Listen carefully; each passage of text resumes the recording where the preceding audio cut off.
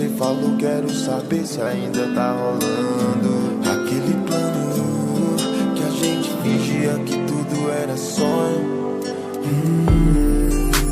Comprar uma vodka e sair sem rumo, fazer história e dominar o mundo. Eu e você, yeah. Virar a página e esquecer de tudo.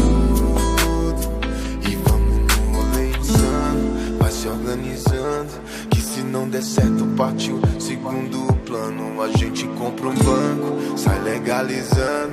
E se não der certo, a gente pode pra Miami, mudar de nome, compra um Mustang, partir pro outro rolê. Ou então vamos no mirante ali, nós dois e a Blanche, que o importante vai acontecer. De qualquer jeito é eu e você. Difícil mesmo vai ser explicar pra alguém que ficaremos bem.